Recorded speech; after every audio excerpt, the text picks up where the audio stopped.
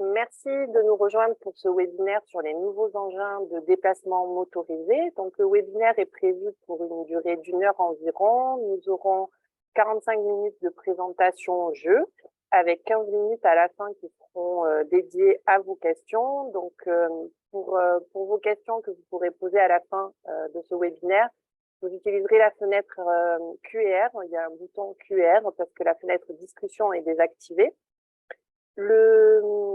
Ce webinaire donc est un webinaire jeu. Nous vous invitons à scanner le QR code qui se trouve à la gauche de l'écran pour pouvoir répondre de manière interactive aux différentes questions qui vont vous être posées pendant le webinaire. Je vous conseille de garder votre ordinateur allumé pour suivre la présentation pour une question de confort de lecture. Vous verrez que lors de la première question qui vous sera posée, on vous demandera de renseigner votre nom ou bien un pseudo. Ça permettra de faire un petit classement et d'avoir voilà, un petit challenge pour voir qui répond le mieux aux questions. Et autre petite précision, pensez à bien valider à chaque fois vos réponses pour qu'elles puissent être prises en compte. Donc, nous allons démarrer ce webinaire. Donc, c'est un webinaire qui est organisé par le réseau Présence PACA Corse, qui regroupe les 16 services de prévention et de santé au travail des régions PACA et Corse. Vous pouvez retrouver toutes les coordonnées de ces services sur notre site internet présence-pacacorse.org. Et pour le webinaire d'aujourd'hui, le contenu a été réalisé par les services AISMT 13, SAT Durance Figueron, GEST 05 et Expertise. Alors, avant de laisser nos intervenants se présenter, je me présente. Je suis Cécile Thioni et je suis la chargée de communication de Présence PACA Corse et aujourd'hui, je m'occuperai de l'animation technique du webinaire. Je vais laisser la parole à Chloé. Bonjour à tous, je suis Chloé Brault, je travaille donc à l'AISMT 13 sur Marseille Centre en tant que IPRP technicienne en prévention sur tout ce qui est risque routier et documents uniques. Et bonjour, je suis Cyril Marco, je suis ergonome chez Santé au Travail Durance-Luberon dans le Vaucluse. Merci. Alors, pour ce webinaire, nous avons 4 parties. Donc, sur la première, on va faire en fait une sorte de définition pour vous expliquer de quoi on parle exactement. On viendra ensuite sur la place qu'occupent les nouveaux engins de déplacement motorisés dans l'espace public. Et ensuite, nous aurons une partie sur les accidents pour terminer sur une partie sur la réglementation et la prévention. Donc maintenant, je vais laisser la parole à Chloé. Merci Cécile. Du coup, effectivement, on va commencer par un peu de définition. Donc, de quoi parle-t-on? Donc, pour commencer, qu'est-ce qu'un EDPM? Donc, c'est les engins dont on va parler aujourd'hui qui sont en fait des engins de déplacement personnel motorisés. C'est un terme large qui décrit un très grand nombre d'engins anciens, actuels ou futurs. Et toute cette liste de catégories est définie de façon très distincte dans l'article R311-1 du Code de la route et qui traite vraiment des engins de déplacement personnel motorisés. Donc, pour commencer, donc pour ceux qui nous rejoignent, n'hésitez pas encore à flasher le flashcode pour faire les questionnaires avec nous. Une première question, donc pareil pour ceux qui viennent d'arriver, comme on l'a dit, vous aurez un pseudo et votre prénom à mettre et de penser à valider vos questions. Donc, pour la première question, va falloir choisir plusieurs propositions. Donc, la question va être: qu'est-ce qui caractérise ces nouveaux moyens de déplacement? On a une selle, une vitesse limitée entre 6 km/h et 25 km/h, plusieurs usagers possibles sur un même engin, véhicule sans place assise, moteur thermique, moteur non thermique, engin monoplace et vitesse limitée entre 8 km/h et 25 km/h. Juste petite précision, pour déplacer les éléments, pour répondre oui ou non, il faudra rester appuyé sur la zone des 3 petits points sur votre droite. Parfait. Plutôt pas mal dans les bonnes réponses. Donc, on va corriger tous ensemble avec Cécile en premier pour le moment. Donc, les 4 points qu'il y avait à cocher qui caractérisent un EDPM sont donc bien le véhicule sans place assise, l'engin équipé d'un moteur non thermique. Il faut que la vitesse soit comprise entre 6 km/h et 25 km/h. Et c'est des engins qui sont conçus pour une seule personne. Et du coup, les porte-bagages sont aussi interdits ou même des petites remorques derrière seraient interdits.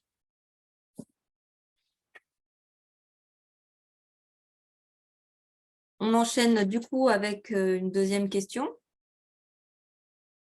Oui, merci Chloé. Donc la question suivante, c'est d'après vous, quels sont les utilisateurs de DPM qui se protègent le mieux entre les utilisateurs de trottinettes électriques, d'overboard, de gyropodes, de monoroues et de skate électrique?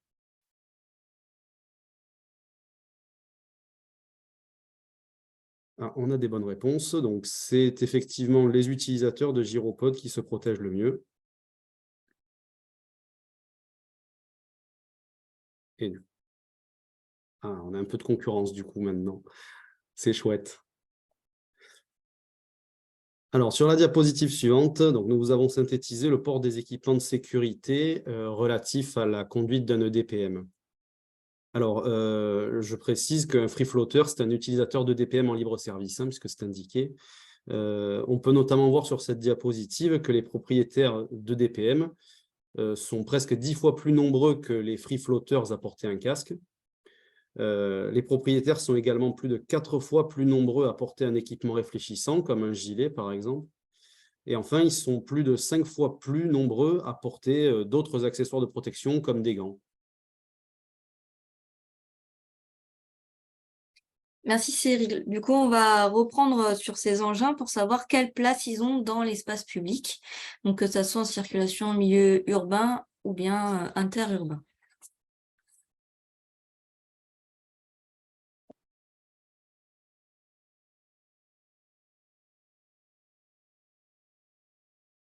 Alors, dans la diapo suivante, on vous demande de classer ces EDPM du plus utilisé au moins utilisé.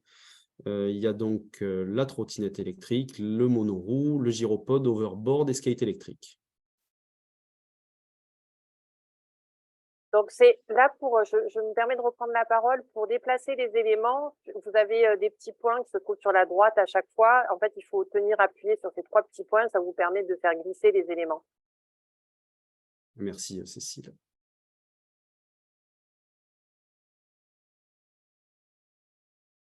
Plus que 5 secondes.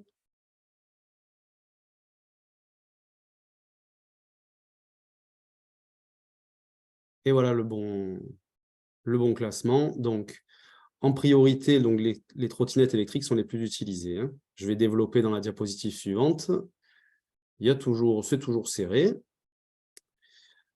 Donc, en 2020, la Fédération française de l'assurance, l'Assurance Prévention et la Fédération des professionnels de la micromobilité ont lancé une étude sur les nouveaux déplacements, une étude qui a été réalisée par Smart Mobility Lab.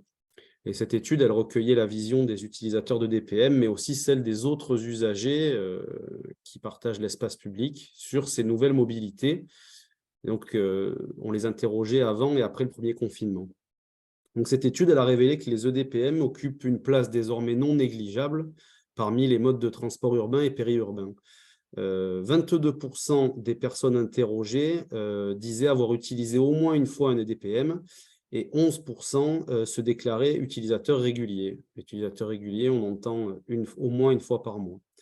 Donc, dans la question précédente, comme on l'a vu, donc la trottinette électrique, c'est largement le premier EDPM utilisé pour 62% des utilisateurs, donc c'est presque 2 sur 3. Ensuite, c'est la gyroroue pour plus d'un quart d'utilisateurs. Et enfin, le skateboard électrique, le gyropode et l'overboard. Et alors, depuis la crise sanitaire, 27% des Français déclarent avoir modifié leur mode de déplacement habituel. Et donc, 72% des 18-34 ans envisagent le recours aux EDPM pour se déplacer.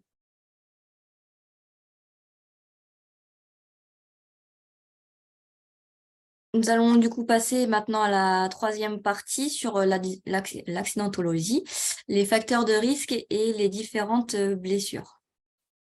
Merci Chloé. Donc, une nouvelle petite question. On vous demande ici de classer ces facteurs de risque du plus important au moins important, entre les facteurs techniques, humains, les intempéries et les infrastructures.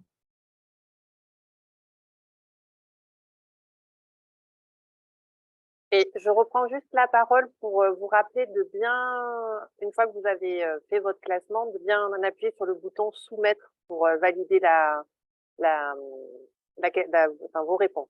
Voilà, pour qu'elles soient prises en compte. Mais je précise aussi, facteur technique, c'est tout ce qui concerne l'appareil en lui-même.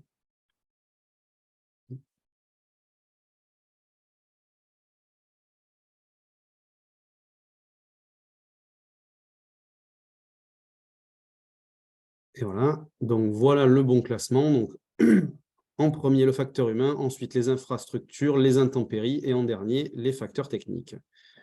Je vais développer tout ça dans les diapos suivantes. Oh, on a une percée là. Ah, ça devient intéressant. Donc, les facteurs humains en priorité. On parle notamment d'erreurs d'exécution du conducteur quand on parle d'un facteur humain. Donc, ces erreurs d'exécution, elles peuvent résulter d'un défaut d'action, c'est-à-dire une conduite imprudente, une vitesse inadaptée à la situation, mauvaise trajectoire ou un dépassement dangereux. Mais elles peuvent aussi résulter de défauts dans le comportement. En effet, en plus de l'inexpérience des EDPM ou le manque de vigilance, l'étude a montré que la conduite d'un nouveau mode de déplacement tel qu'un EDPM peut créer un sentiment d'invulnérabilité chez l'utilisateur et le mener à un excès de confiance, qui peut le conduire à une absence d'accessoires de visibilité ou de protection. Alors, l'étude a aussi révélé que 68% des accidents impliquant un EDPM concernaient le non-respect de la réglementation, dont les excès de vitesse et la circulation sur des trottoirs. 29% des accidents survenaient à la suite d'un événement inattendu, comme un obstacle imprévu sur la voie ou un écart de conduite sur la chaussée. Ça, c'était pour ce qui concerne les facteurs humains.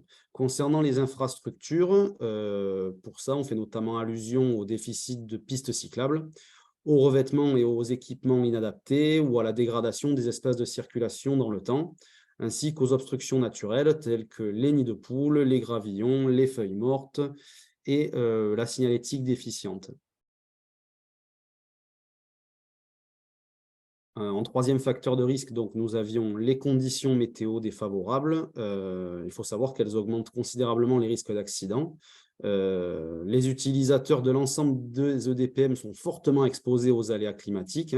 Par exemple, les passages piétons et les plaques d'égout peuvent devenir des zones glissantes ou en cas de pluie.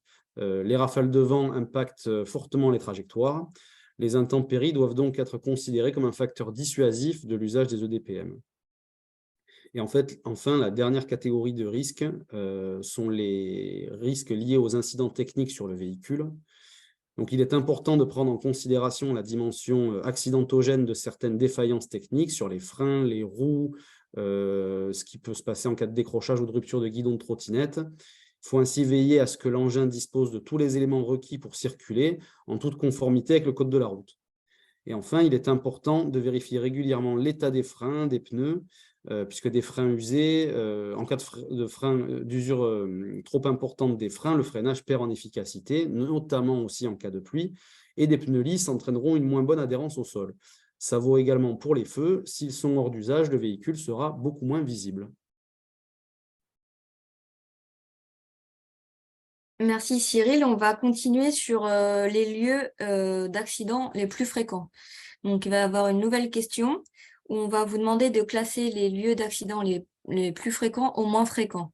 Donc, est-ce que les accidents se trouvent plus souvent sur la chaussée, le trottoir ou les pistes de bande cyclable?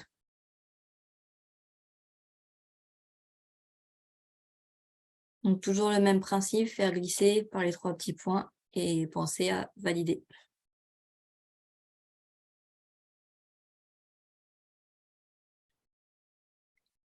Le temps est fini.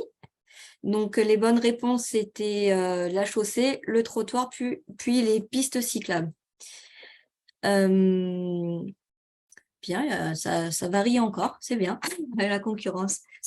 Il y a une autre question qui va venir derrière, donc c'est très important de comprendre la différence. Donc là, on vient de voir les lieux où c'était le plus fréquent. Et là, ce que je vais vous décrire maintenant, ça va être les lieux où les accidents sont les plus graves. Donc, c'est deux choses différentes. Ils sont plus fréquents sur la chaussée et au final, ils sont plus graves, par contre, sur les voies cyclables. Donc, en effet, les accidents, ils sont les plus accidentogènes sur les voies cyclables, donc surtout quand les pistes cyclables ne sont pas séparées des routes, donc avec la proximité des voitures ou des appels d'air. C'est des accidents vraiment sérieux, voire irrémédiables, donc des séquelles à vie. Et donc les causes majeures, ça peut venir des automobilistes, mais ça peut aussi très bien venir des utilisateurs de DPM ou bien aussi d'un événement inattendu. C'est des accidents dans les statistiques qui, en fait, apparaissent plutôt dans l'après-midi ou en soirée, donc plutôt sur des retours de travail, sur des accidents de trajet au retour du travail. Ensuite, on a la deuxième cause de gravité en accident qui concerne les intersections. Donc là, on a aussi un problème de respect aussi du code de la route au niveau des carrefours ou des passages piétons. Qui sont du coup des lieux de discontinuité avec des voies de circulation propices aux accidents impliquant des EDPM et ou alors dans des zones de ralentissement des flux de circulation. Il faut savoir que vélo et trottinette, quand on traverse et qu'il n'y a qu'un passage piéton, normalement on n'est pas sur notre engin, on devient piéton, ce qui pourrait limiter un peu ce genre d'accident. C'est des accidents de gravité un peu moins importantes que les voies cyclables, mais qui restent importants et qui vont être à peu près dans les mêmes horaires, donc un peu un manque de vigilance de fin de journée. Ensuite, on a la troisième catégorie, un peu moins dangereuse, mais qui a aussi tous ses effets dans les accidents et sa gravité, qui sont les accidents qui ont lieu sur la chaussée routière. Donc, entre autres, c'est ce que Cyril a dit juste avant. Là, ça va plus concerner l'état de la route, mais aussi l'état de l'engin, donc des choses un peu insoudaines qui pourraient survenir, que ça soit d'un plan technique ou urbain. C'est des accidents qui sont quand même plus bénins, parce que des fois, on arrive quand même à vouloir l'éviter avant, et au final, on peut quand même le prendre, mais un peu moins fort. Ils sont quand même un peu plus prévisibles. Merci Chloé. Donc, question suivante. Donc, dans cette question-là, il faut trouver il y a 3 bonnes réponses. Hein. Quelles parties du corps sont le plus souvent impactées lors d'un accident avec un EDPM? C'est toujours le même principe. Hein. Je me permets aussi de reprendre la parole. Si jamais il y a des gens qui nous ont rejoints en cours de route, n'hésitez pas à scanner le QR code avec votre téléphone pour pouvoir jouer. Hein. C'est fini. On a des bonnes réponses, pourtant la question n'était pas évidente. Donc, les bonnes réponses, c'était tête, cou et avant-bras. Alors, lors d'un accident, les blessures sont principalement localisées au niveau des membres supérieurs, surtout les avant-bras dans 70% des cas. La tête, donc, on entend par là le crâne, le visage, le cou, la nuque, les dents dans 56% des cas. Les membres inférieurs dans 39% des cas et le tronc, donc le dos, les fesses, les vertèbres, les côtes, le thorax dans 28% des cas. Alors, il faut revenir en arrière. Donc, je vais développer ici donc, les blessures. Elles peuvent aller donc du simple bobo jusqu'à des conséquences irréversibles. Donc, pour commencer, il existe des différences notables dans le comportement d'une trottinette au freinage d'urgence comparativement à un vélo. Alors, bien que sur la trottinette, le frein soit sur la roue arrière, lors d'un freinage d'urgence, comme le centre de gravité sur une trottinette est très bas, quand on fait un freinage d'urgence, l'usager va quand même être entraîné par-dessus le guidon en trottinette. Donc, c'est l'expression « faire un soleil ». Hein. Donc, sur la diapo ici, nous vous avons mis les blessures subies par les usagers de DPM impliqués dans une chute ou une collision dans le cas de dommages corporels par ordre de fréquence, sachant que le conducteur est blessé léger dans 60% des cas. Donc, nous avons des plaies cutanées et des éraflures dans 60% des cas, des hématomes, fractures, traumatismes, et dans 11% des cas, les blessures nécessitent une hospitalisation de plus de 2 jours. À noter que les conducteurs qui portent des protections sont également ceux qui ont tendance à avoir une conduite réduisant les risques. Alors, sur la diapo suivante, on vous a mis une synthèse de l'accidentologie des EDPM en 2019. C'est la date à laquelle la France a commencé à compter les tués en engin de déplacement personnel. Donc, les chiffres sont tirés du bilan de l'accidentalité 2019 de l'Observatoire interministériel de la sécurité routière. Alors, cette année-là, 630 accidents corporels ont impliqué un usager de DPM. Ces accidents ont provoqué la mort de 10 usagers de DPM et un piéton et fait 554 blessés. Les 10 utilisateurs de DPM qui ont été tués en 2019 l'ont été entre 20h et 7h du matin, et 8 d'entre eux ne portaient pas de casque. Les accidents de DPM ayant impliqué des tiers ont impliqué un piéton tué et 122 blessés non usagers de DPM, dont 72 blessés piétons, 25 usagers de 2 roues, des scooters ou des motos, 18 cyclistes et 6 automobilistes. En comparaison, en 2022, 34 personnes ont perdu la vie au guidon d'une trottinette en France. Par rapport à 2019, cela représente une hausse de 240%. Donc, c'est l'un des enseignements du baromètre de la mortalité routière de 2022 qu'a récemment publié l'Observatoire interministériel de la sécurité routière.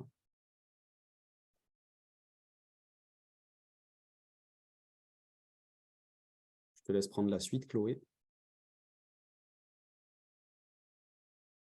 Mais tu n'as pas ton micro. Pardon. On va repasser sur une question et passer sur toute la partie des pratiques. Donc là, on vous demande, d'après vous, quelles sont les bonnes pratiques pour éviter les accidents. Donc, vous pouvez avoir plusieurs réponses à cocher. C'est multi-réponses. Dans les réponses, il y a porter des protections adaptées, être visible, respecter les piétons, rester concentré, entretenir son véhicule, respecter le code de la route, être seul sur son EDPM et souscrire une assurance pour son EDPM. Il reste 10 secondes.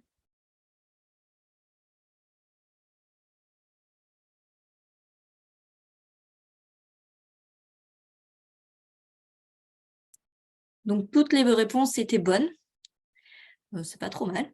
Globalement, il y a eu beaucoup de multi-réponses. Toujours Ève en tête, mais quand même des résultats encore assez proches.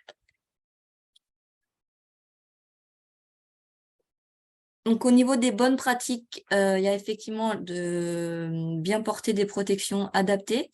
Donc, le casque n'est pas obligatoire, mais on en reparle après, mais vivement conseillé. Et après, se couvrir entièrement, donc gants, chaussures fermées et vêtements couvrants pour éviter les blessures directes sur la peau. Ensuite, être visible, surtout la nuit ou par faible visibilité, donc pluie et brouillard. Donc, pensez à avoir des vêtements clairs ou des gilets réfléchissants, des feux clignotants ou d'autres moyens lumineux. Le but est d'être le plus vu possible, peu importe la météo. De bien respecter le piéton. Le piéton, dans tous les cas, sera toujours prioritaire. Et de garer correctement sa trottinette pour ne pas encombrer les trottoirs qui pourraient aussi entraîner des chutes de piétons ou empêcher poussettes et fauteuils roulants de passer. Toujours être concentré sur la route et toujours regarder autour de soi. Donc, ça revient un peu à tout ce qui est les dangers infrastructures, donc tout ce qui est les nids de poules, les ralentisseurs, des branches, et aussi être malgré tout à l'affût de certaines peintures, comme on disait tout à l'heure, passage piéton ou autres marquages qui pourraient entraîner des glissades. D'autres bonnes pratiques, de se signaler quand on dépasse. Donc, on a soit la sonnette, soit le bras, et surtout de laisser un espace assez suffisant pour aussi éviter de se prendre, par exemple, des portières de voiture quand on a la bande cyclable à côté de places de stationnement. Et attention, puisque c'est que des engins silencieux. Donc, à nouveau, n'hésitez pas à utiliser la sonnette pour vous faire entendre. Aussi sur les voies partagées avec les piétons quand vous arrivez derrière. Vous restez un usager de la route comme n'importe quelle autre personne sur la voie publique. Donc, le but est de pouvoir écouter son environnement, de l'entendre et de le voir. Pensez à entretenir régulièrement votre véhicule pour éviter des mauvaises surprises, de respecter le code de la route, d'être seul sur son EDPM et de souscrire à une assurance pour son EDPM. Certains points vont être pris après plus en détail. Donc, dans ce point, pardon. Dans la diapo suivante, on va vous parler de vos droits et devoirs en termes de réglementation et de prévention. À toi, Chloé. Effectivement, donc toutes les bonnes pratiques, il y en a plusieurs qui sont aussi des obligations, on va le revoir, et tout ça a été réglementé en 2019, puisque l'espace en quelques années, la trottinette a pris beaucoup de place, envahi les trottoirs des grandes villes, les routes, et il y a eu beaucoup de dérives sans savoir réellement ce que les EDPM avaient droit de faire ou pas. Donc on a connu incivilité, des comportements très dangereux, accidents, etc. Et c'était pas du tout réglementé. Donc, ça a été fait le 23 octobre 2019 dans le décret numéro 2019-1082 qui a encadré la réglementation des engins de déplacement personnel. Donc, parmi la réglementation, des équipements ont été rendus obligatoires. C'est la prochaine question. Il va vous être demandé de cocher les éléments qui sont devenus obligatoires en 2019, parmi les feux clignotants, un avertissement sonore, des éléments rétro-réfléchissants, des feux avant et arrière, une béquille, des freins, des rétroviseurs.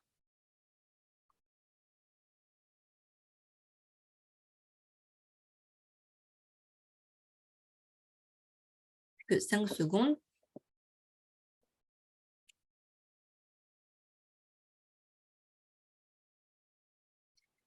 Beaucoup de bonnes réponses. Effectivement, les bonnes réponses étaient l'avertisseur sonore, les éléments rétro-réfléchissants, les feux avant-arrière et les freins. Mais les autres peuvent être ajoutés.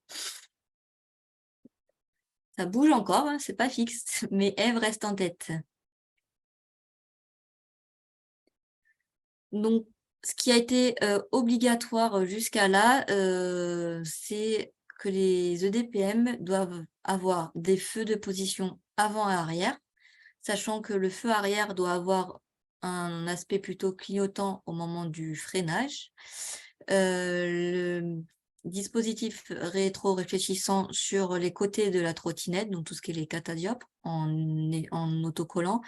Le nombre, peu importe, mais il faut qu'il y en ait en bas où on met le pied et sur le guidon aussi, c'est mieux.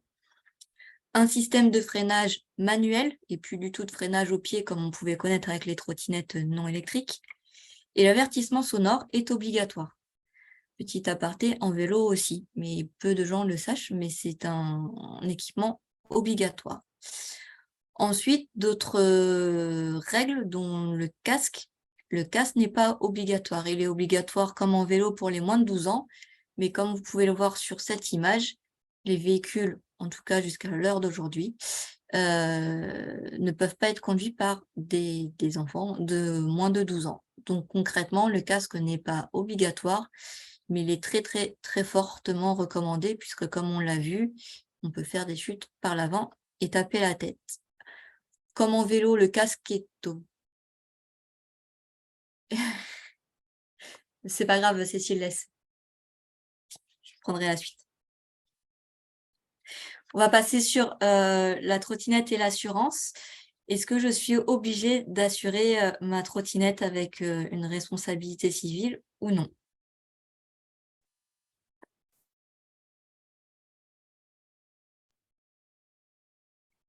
Effectivement, la réponse est oui. Je peux vous expliquer pourquoi, du coup? Oui. Hein? Alors, merci Chloé. Donc, la réponse est oui, parce que l'assurance couvre les dommages causés à un tiers et c'est obligatoire pour une trottinette électrique comme pour tout autre engin de déplacement personnel motorisé. Vous pouvez aussi vous protéger pour les dommages que vous pourriez subir. Pour ça, il faut faire le point avec votre assureur. Vous pouvez vous rendre sur le site de la Fédération française de l'assurance pour plus d'informations. Donc, l'assurance de l'EDPM, c'est obligatoire car l'EDPM est considéré comme un véhicule terrestre à moteur par le Code des assurances. y compris dans le cas d'un service de location en libre service. C'est toujours le propriétaire de l'EDPM qui doit souscrire l'assurance obligatoire. En dessous, nous avons mis d'autres règles générales à respecter. Certaines ont déjà été abordées par Chloé. Alors, en agglomération, il est obligatoire de circuler sur les pistes et bandes cyclables quand il y en a. À défaut, les EDPM peuvent circuler sur les routes dont la vitesse maximale autorisée est inférieure ou égale à 50 km/h. Hors agglomération, la circulation n'est autorisée que sur les voies vertes et les pistes cyclables. Comme pour les vélos, il est interdit de conduire sous l'influence de l'alcool ou après usage de stupéfiants. Et enfin, les EDPM peuvent être garés sur les trottoirs. Comme l'a dit Chloé, il me semble un peu plus tôt, les conducteurs sont invités à ne pas gêner la circulation des piétons et assurer leur sécurité.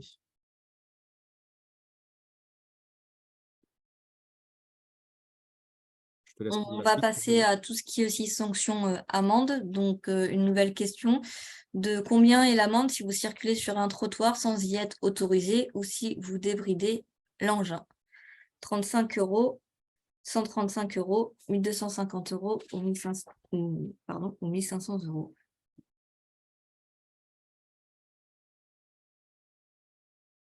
Oui, c'est la bonne réponse.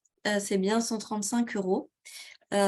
Tout comme, il faut le savoir, en vélo et en trottinette, je ne l'ai pas dit du coup tout à l'heure, d'avoir un écouteur sur les oreilles vous coûtera une amende de 135 €.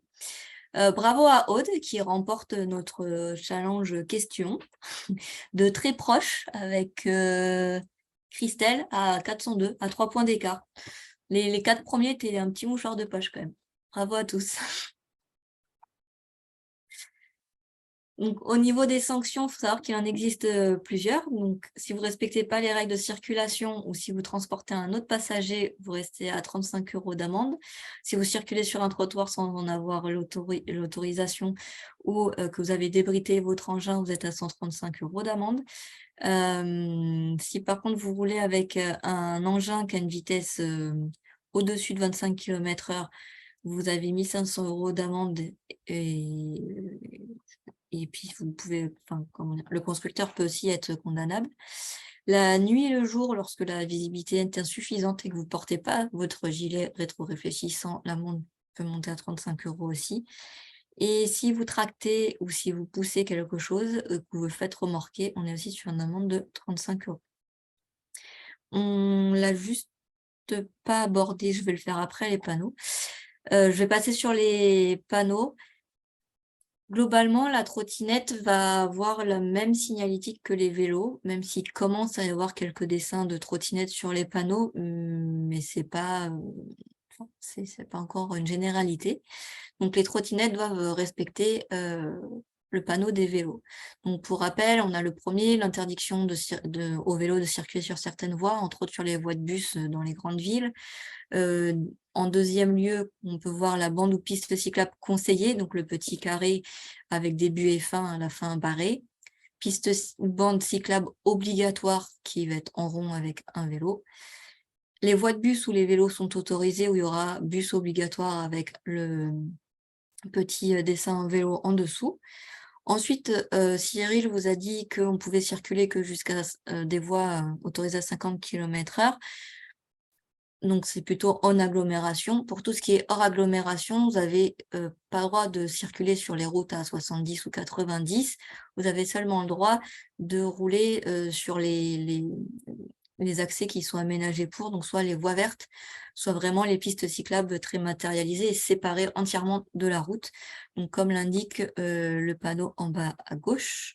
Ensuite, on a un autre panneau qui signale le double sens des vélos et trottinettes quand souvent il est complété par un panneau de sens unique pour les voitures. Et les deux autres panneaux sont un peu moins connus. Ils ont apparu en 2016. Céder le passage avec le vélo dedans, il signifie que le vélo a droit de passer au feu rouge. Cependant, il devra céder le passage aux piétons et aux véhicules qui auraient un feu vert où ils pourraient gêner dans la trajectoire. Mais globalement, quand ils ont le droit d'aller, les flèches indiquent s'ils ont le droit de griller le feu rouge pour aller tout droit, pour aller à droite ou d'autres directions. C'est les flèches qui donnent l'autorisation. Si c'est indiqué, c'est que normalement, ça ne gêne pas la circulation des autres voitures qui ont un feu vert. Quant au dernier panneau, c'est un panneau qui s'appelle zone de rencontre où le piéton est entièrement prioritaire. Il n'y a pas forcément de marquage au sol et on aura les vélos et en deuxième priorité avec les trottinettes, puis les voitures. Faut savoir que dans ces zones-là, c'est souvent des zones semi-piétonnes ou alors dans des zones hyper-centres où il y a beaucoup de sens unique, où les voitures sont du coup limitées à 20 km/h. Si vous voulez en savoir plus ou continuer sur la prévention de tout ce qui est EDPM, sachez que la prévention routière et la sécurité routière proposent de nombreux ateliers. Maintenant, ils en ont 2 ou 3 qui permettent de sensibiliser le personnel sur tout ce qui est équilibre, porter une deuxième personne, etc. Ils font des petits circuits avec des tests pour voir les dangers en réel. Et sinon, n'hésitez pas à vous rapprocher de votre service de prévention et de santé au travail. Merci beaucoup. Alors, avant de passer à vos questions, donc je vous rappelle que vous pouvez utiliser le bouton QR pour poser vos questions. Je vous précise que vous retrouverez le replay ainsi que le support PDF de ce webinaire sur notre site internet d'ici quelques jours, donc le site présence-pacaccord.org à la rubrique ressources. Et maintenant, nous allons passer à vos questions. Alors,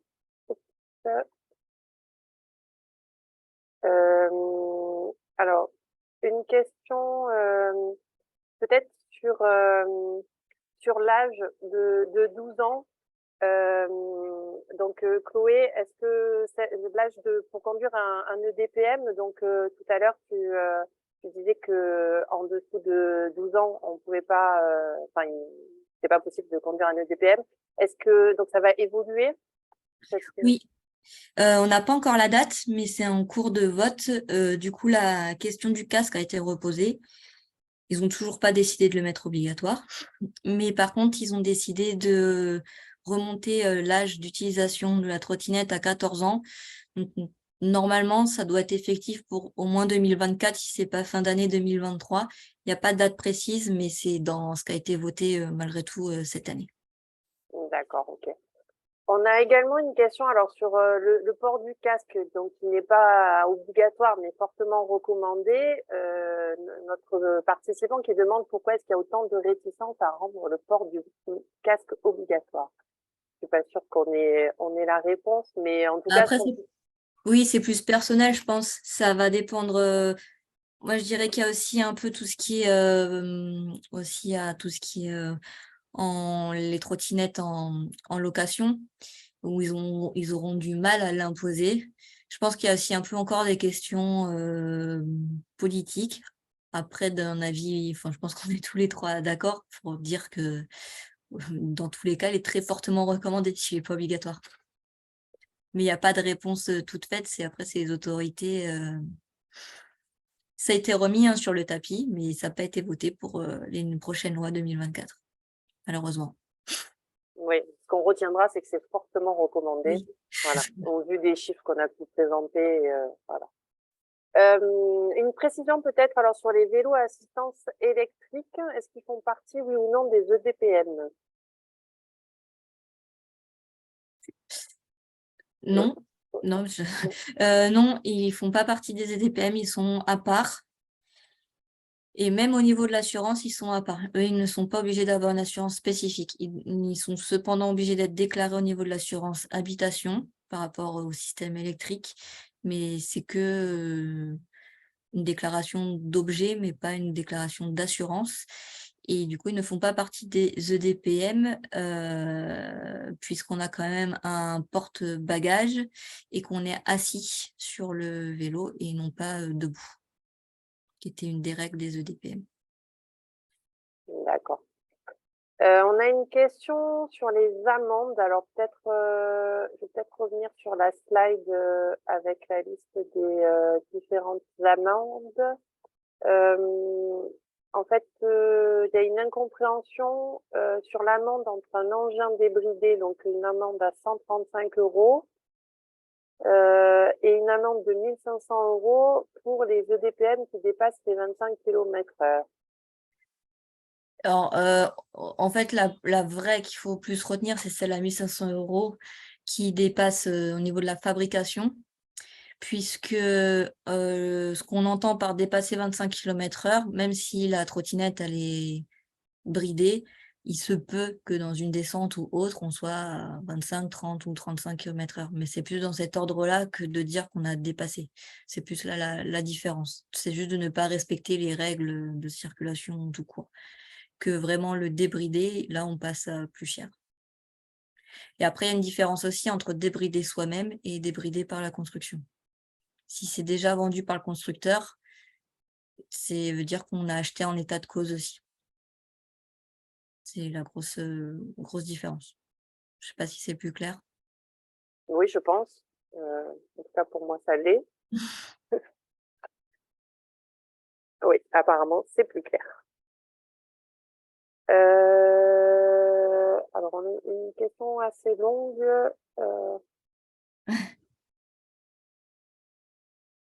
Ah oui, est-ce qu'il existe des assurances dans le cadre du travail pour les trottinettes? À ma connaissance, pour l'instant, non. Et c'est le problème actuel. Je sais que du coup, il y a beaucoup d'entreprises qui restent sur le scooter ou le vélo.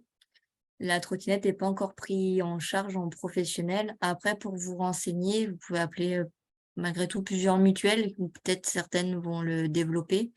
Mais pour l'instant, je n'ai pas de nom en tête pour ça.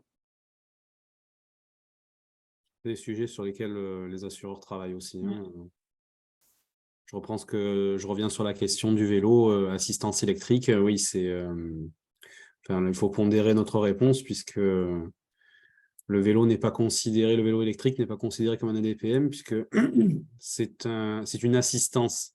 Ça ne permet pas au vélo de fonctionner avec un moteur. C'est ça qui fait la différence avec un EDPM qui, lui, fonctionne exclusivement avec le moteur. C'est pour ça que le VTT électrique est encore une catégorie encore différente, quoi. Le vélo électrique. Ok, très bien. Merci beaucoup, Cyril, pour ces précisions. Bon, on a une question un peu de savoir si on peut se retourner contre la mairie s'il y a des nids de poules ou un revêtement qui fait défaut sur la voie publique. J'ai pas de réponse, je la Ouais. connais pas la réponse, mais je dirais oui, comme une chute piéton ou autre, de déclarer quand on pense que c'est dû à l'infrastructure. On peut toujours écrire des lettres à la mairie. Après, ce qu'ils en font, ça dépend. Mais à part une lettre, je sais pas. Oui, on sort un peu du cadre santé au travail. Oui. Ok. Est-ce que je vois qu'il n'y a plus de questions, donc on va peut-être conclure du coup ce webinaire. Donc je vous rappelle que de toute façon vous retrouverez le replay, le support d'ici quelques jours sur le site internet de présence-pacaccorp.org. Et à la fin en vous déconnectant du webinaire, vous allez avoir une petite enquête de satisfaction. Donc merci de prendre, ça prend juste quelques instants, il y a trop peu de questions, de répondre pour qu'on puisse améliorer nos prochains webinaires. Et je remercie tous nos intervenants et nos participants et je vous dis à bientôt. Je vous rappelle que demain, il y a un autre webinaire si jamais vous voulez vous inscrire. Donc, il y a le lien sur notre site internet. Donc, c'est alors plus à destination vraiment des employeurs sur la prévention du risque routier professionnel de manière générale, où on aura, pareil, beaucoup de questions auxquelles vous pourrez répondre de manière interactive. Voilà. Merci à tous. Merci. Merci. Au revoir. Au revoir.